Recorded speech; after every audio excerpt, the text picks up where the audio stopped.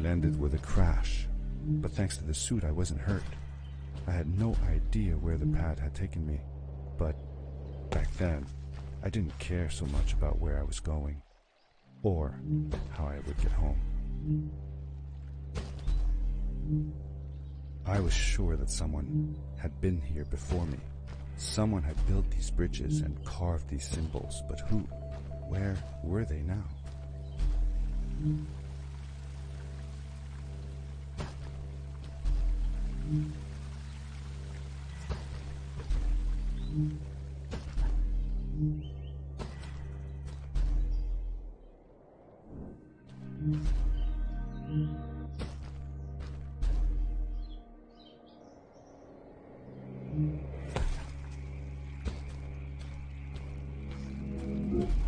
The power core I found activated the suit's grappling device when I picked it up. It must have been left here by my uncle.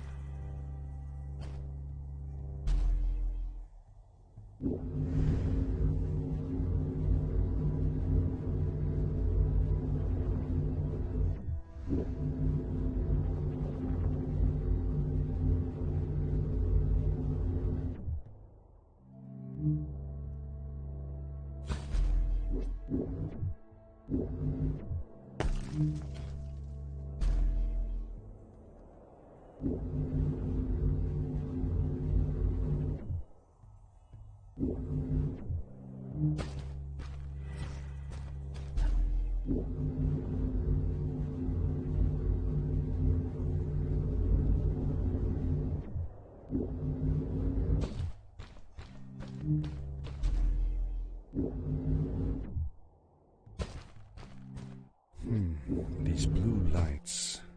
Did Fred put them here? Or was somebody else here as well?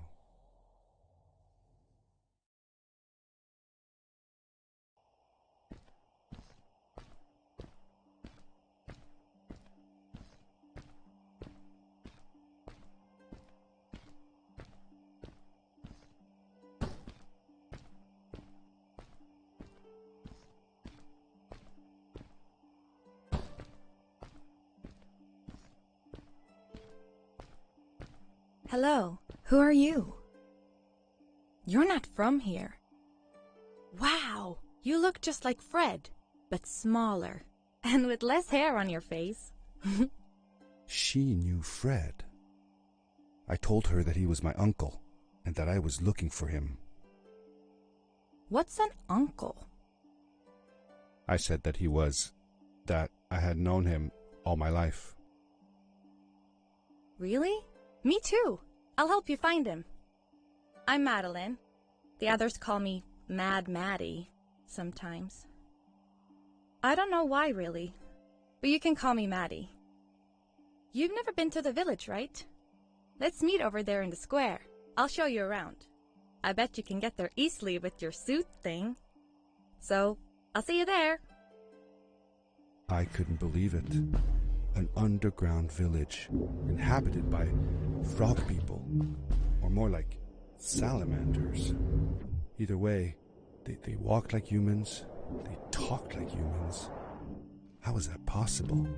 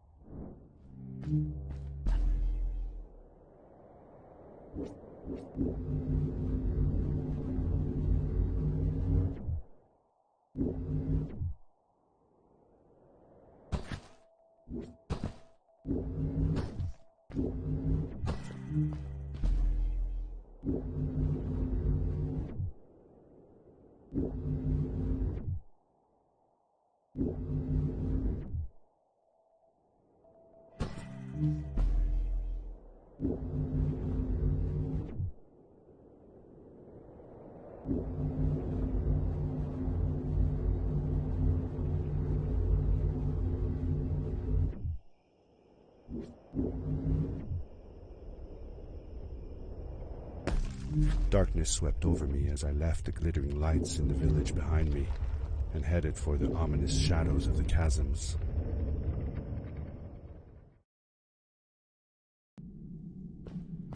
As I entered the chasms, it struck me how much darker it was in there.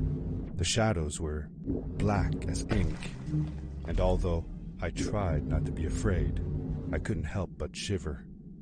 Was it the darkness that frightened the villagers as well? Or was it something else?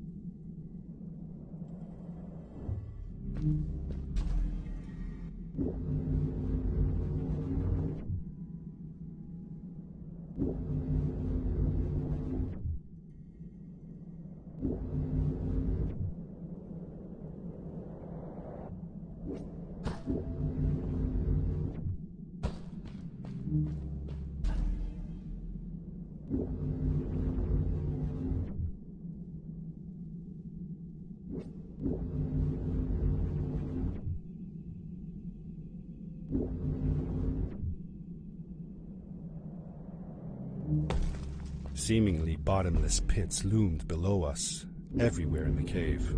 The further we got, the more I felt like what faint light existed down there was getting fainter. I was really glad that I wasn't alone.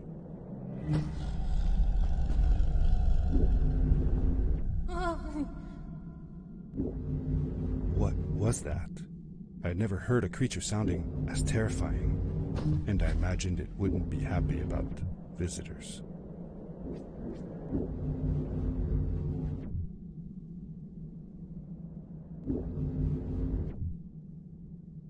It is really dark down there. You're not scared, are you? 'Cause I'm not.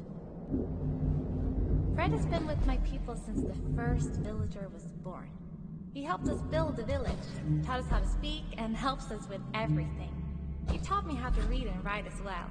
That's how I could learn to read the writing on the walls.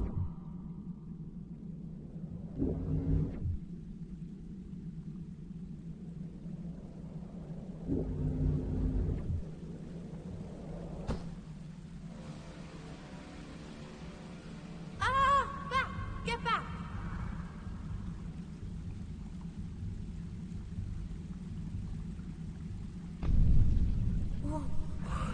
Whoa, dude. I think I figured out what that writing was going on about. Maybe we shouldn't charge right out in front of that thing. Remember what it said.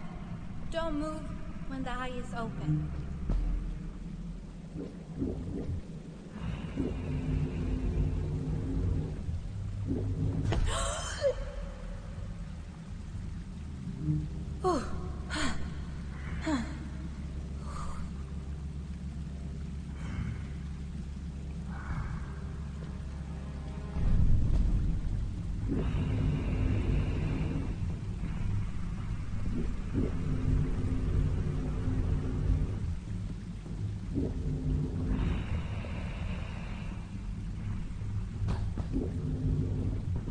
Yes, we did it!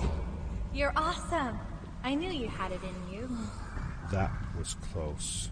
We had made it through, and I felt like nothing could stand in our way of finding Fred. Oh, another one. This one says, "Welcome home."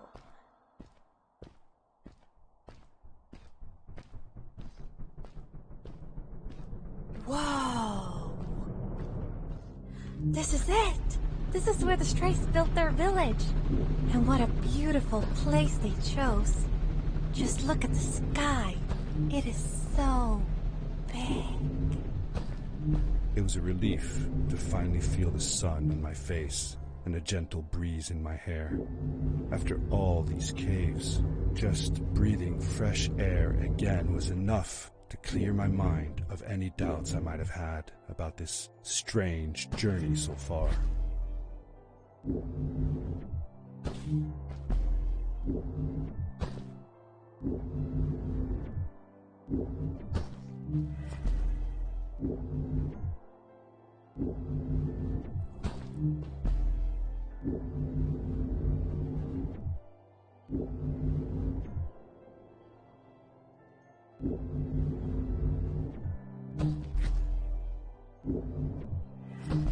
Along my journey, I had seen many pieces of floating rock, but here they were much bigger. Some were big enough to fit whole villages. How was this possible? Maybe it had to do with the crystals that seemed to be everywhere.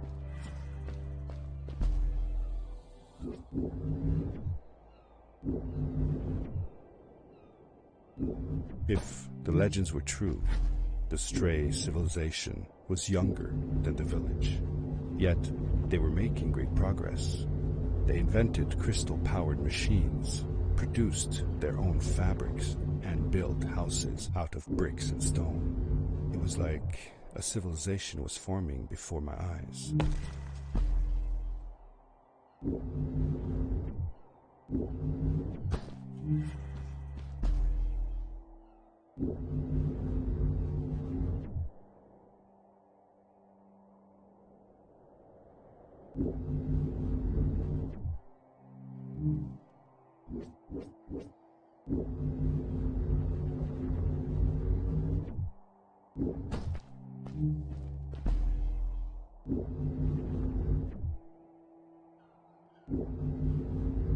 Hey, let's play a game. I bet that you can't get through this part without using the grapple device.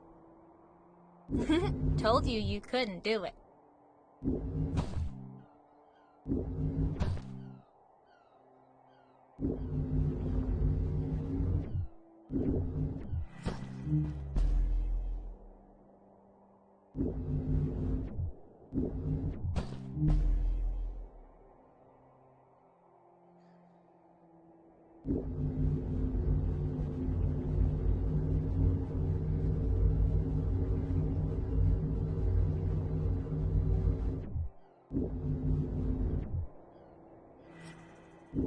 Oh, what's that?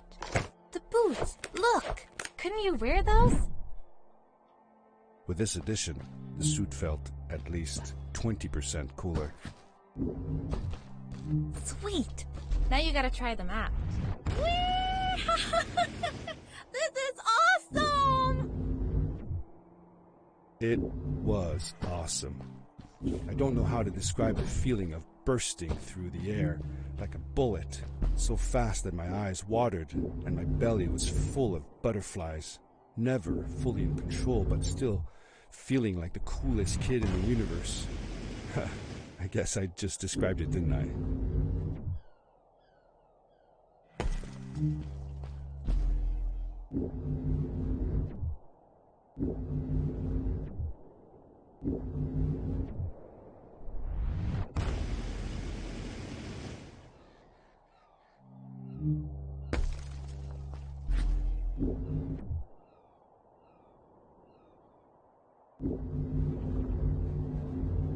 I'd love to do stuff like this with crystals.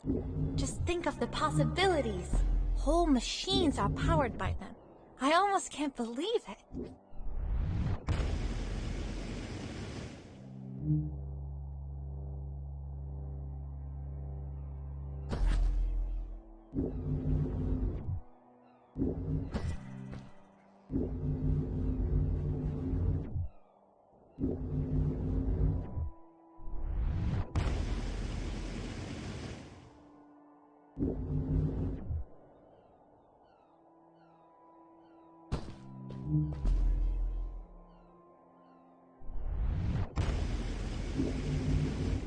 A great, icy mountain loomed before me, and I felt a chill run down my spine.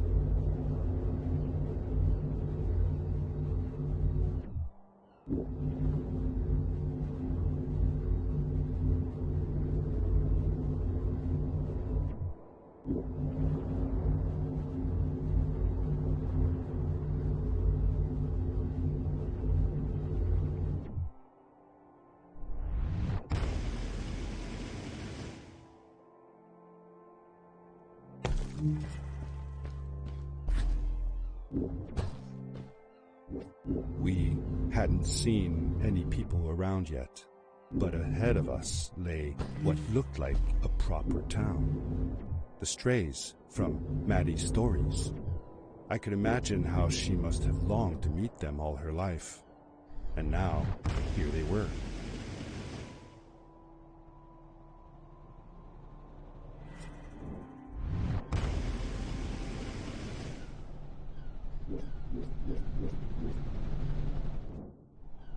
Cool! Those must be...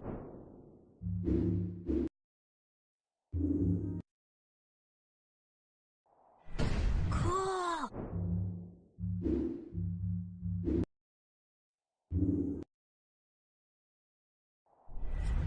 Cool!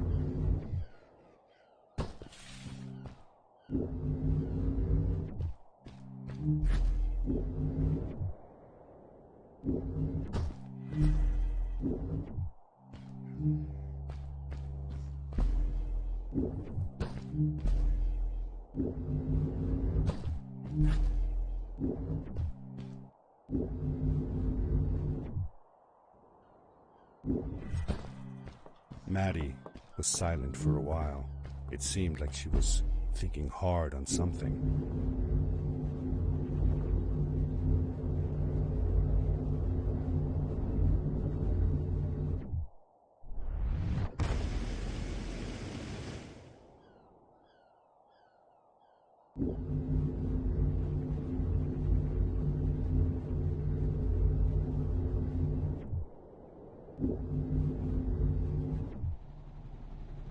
Quickly, grab a hold of that crate.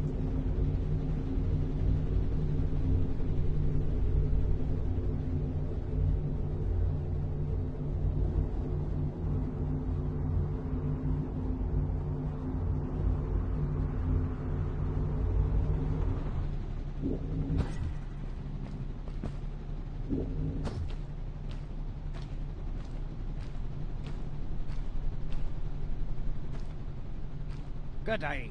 Here's a boat to Ice King. Though I'd take the other one if I were you.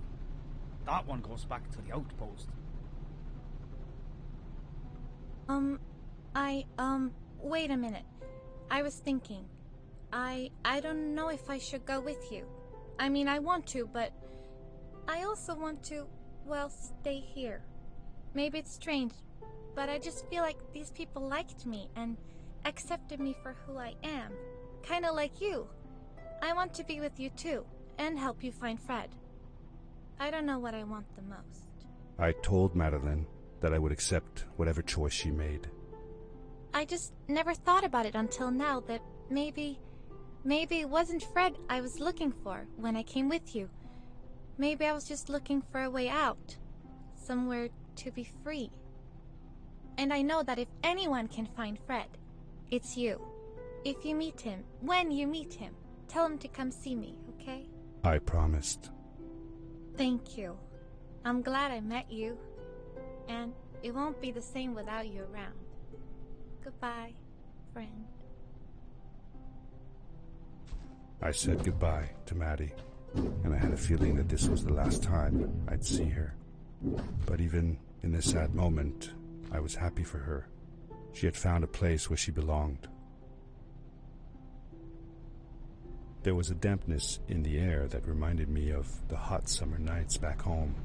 But as the sun was setting, I could feel the chill creeping up on me, and the path we were traveling on seemed to lead us into a second ice age. Winter was coming.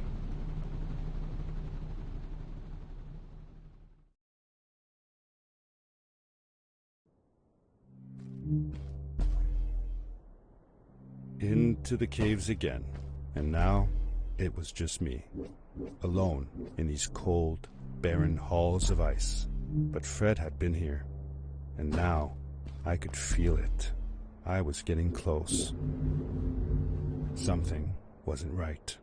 The grapple device's energy beam was somehow reflected off of the ice, and I couldn't get a grip. I had to look for areas where the ice was not so thick. This was going to be a challenge.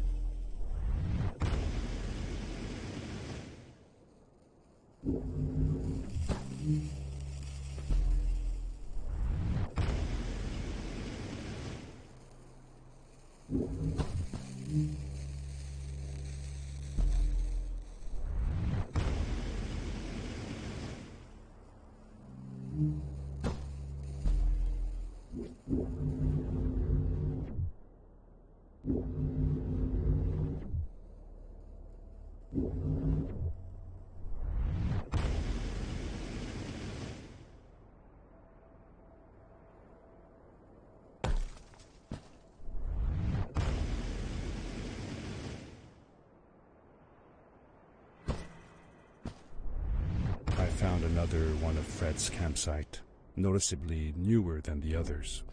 The fire was still smoldering, and I could faintly pick up the smell of the aftershave he always used. I was closing in on him. I could feel it. He had left some tools behind that I could use to repair my boots. That should do it. Good as new.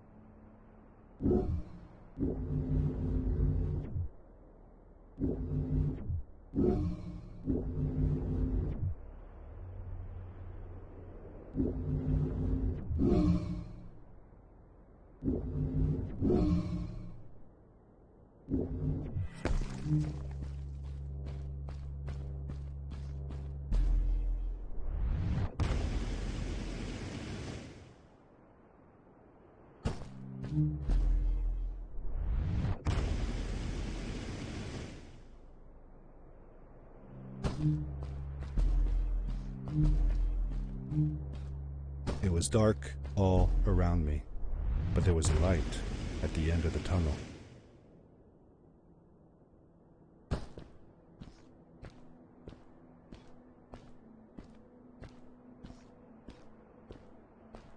Hello? Nephew? Uncle Fred, I finally found him. My little boy. I'm glad to see you. I said that I found the suit in his workshop and that I came looking for him.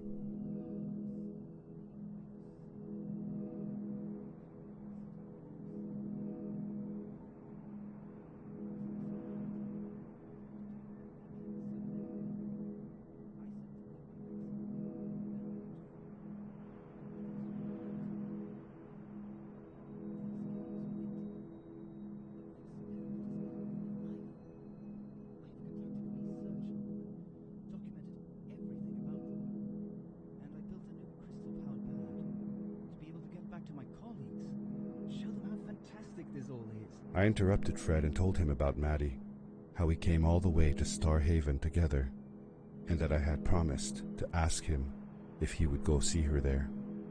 Madeline. My little Maddie. I should have taken her to see Starhaven long ago. She was always so curious about the strays. When I left her, I wanted to protect her. Or rather, protect myself from losing her. I've changed my mind. I'm not going home. What does research or praise matter when I can be here with these creatures? They need me. And it's just as well. I don't trust this pad for more than one ride anyway. You need that ride. I didn't want to go home, and I asked if I could stay with him and Maddie instead. I'm sorry, nephew. As much as I enjoy having you here, you must go home. Explore the world on your own. Have your own adventures. I reluctantly agreed to go home. I was going to miss my uncle.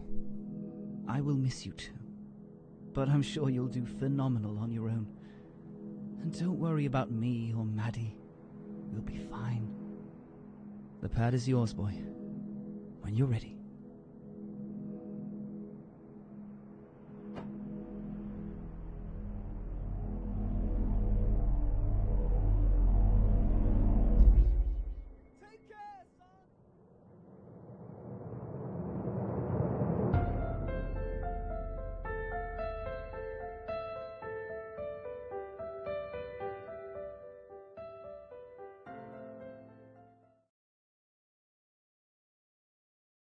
The end. Now, good night, sweetie. Wait, Dad. Does that mean Fred is still there? Who knows? That was the last time I saw him. Don't you miss him? I do, sometimes. But I don't worry about him, because I know that wherever he is, he's on his biggest adventure yet. Dear Fred, today I step into the lobby of your house for the last time. My daughter asked me to tell her about an adventure, and I came to think of you. Your house looks just like my mother and I left it years ago. After you'd gone, I was sure she was going to throw out all your stuff, but she just cleaned up. We made you a small memorial. For a while, I came here every day, just like I used to. Sometimes I could even faintly hear your voice, calling from the observatory, asking me to get you this tool or that. I never told my mother about that day. I don't think she would have believed me.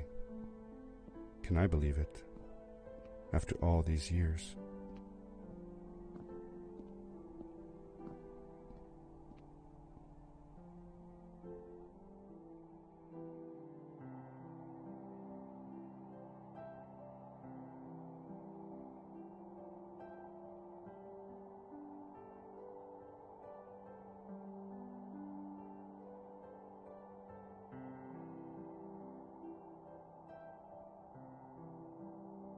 Uncle Fred, thanks to you, I have found an even greater adventure.